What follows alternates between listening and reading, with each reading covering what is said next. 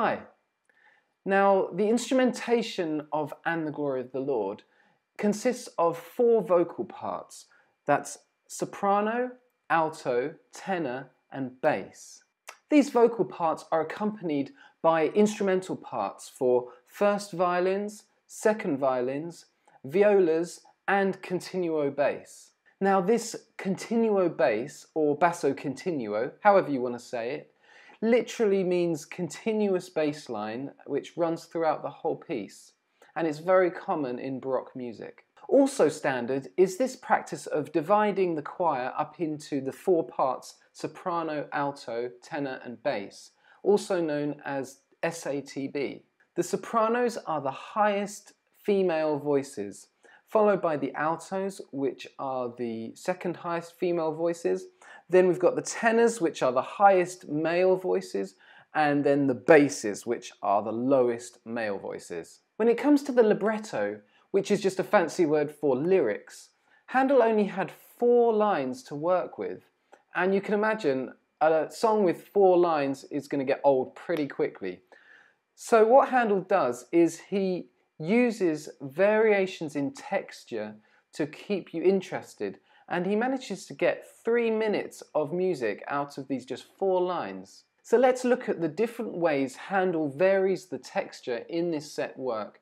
And what's really important is that you learn the words, but also learn to recognize the different textures as you hear them, so that in the exam you're able to listen and know exactly what kind of texture that you're hearing. So there are 3 major types of texture that you need to know.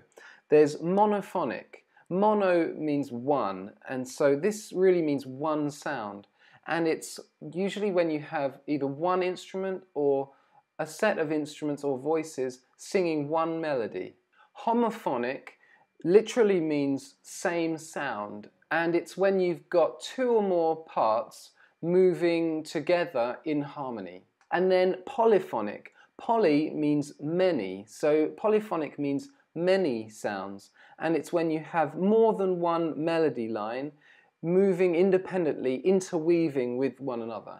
So Handel uses all of these textures at various points, and it's up to you to listen and identify which parts are monophonic, which parts are polyphonic, which parts are homophonic. Again, monophonic is when you'll hear just one melody. Polyphonic will be many melodies interweaving, and homophonic will be when different parts are all moving together in harmony. There are some other ways that Handel varies the texture apart from these main 3 categories. First of all, voice combinations. Handel uses various combinations of voices to get different textures. For example, he might use the sopranos with the basses and see how that sounds together. At other points he'll use the altos with the tenors, or different combinations so that you get different sounds. So it's really important that you're able to identify which are the sopranos. Are these the sopranos? Are these the basses? You'll often be asked that in the exam. So what you do is, first of all, are the singers male or female? If they're female, then you know that it's a 50-50 chance. Is it either sopranos or altos? If it's really high, then it's going to be the sopranos. If it's lower, females, then it's alto. If they're male voices, then you've got a 50-50 chance. It's either going to be tenor, which is the higher male voices, or it's going to be right down low in the bass. So it's really important that you're able to identify these different vocal parts. So I can't stress enough that you need to learn how to identify these different vocal groupings. You need to be able to listen and hear that right now I'm listening to the sopranos and the basses, or perhaps the altos with the tenors. That will come up in the exam.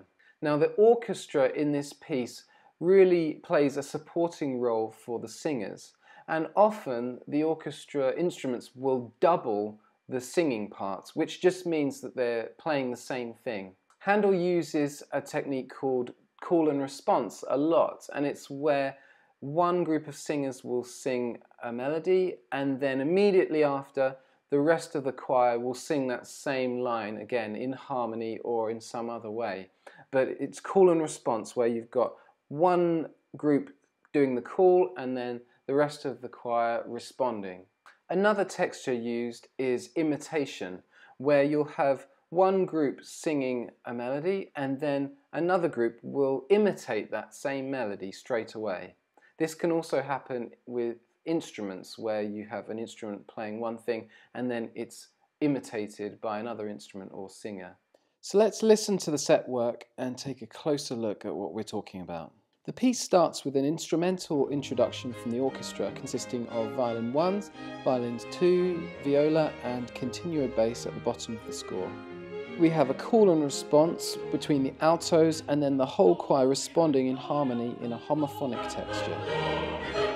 We then have imitative entries of the second line by the tenors, then by the basses and finally the sopranos. The combination of both lines being sung creates a two-part counterpoint. This section is then finished off with a strong homophonic rendition of Idea 1 from the whole choir. After this short link passage, Handel brings in the altos singing Idea 3. The texture is different from before, the voices just come in one at a time on their own. The tenors and basses then introduce the fourth idea, singing in unison, which means singing on the same notes.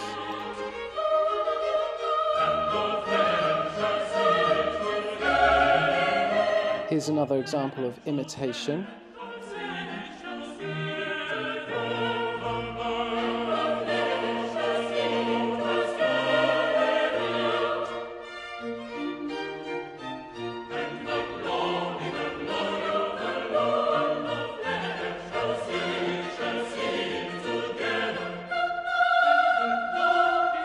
More imitation used here on the words "and all flesh," first in the tenors, then the basses and then the altos.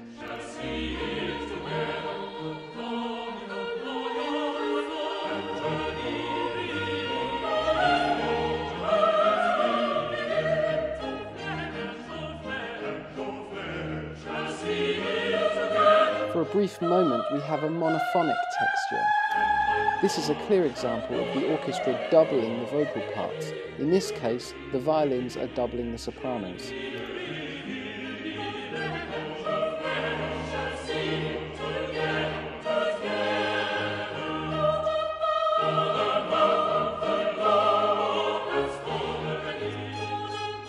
The piece finishes in dramatic four-part harmony in a homophonic texture.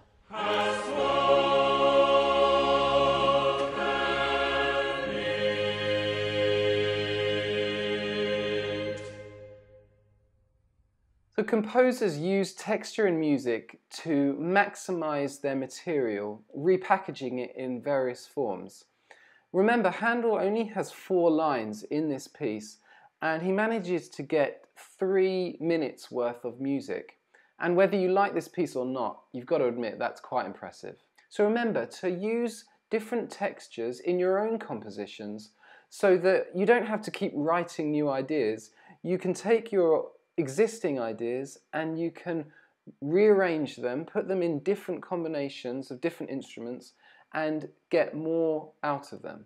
Okay, that's pretty much all there is on instrumentation and texture in this piece. Thanks for liking and commenting on this video, and make sure you hit that subscribe button. Thank you, bye.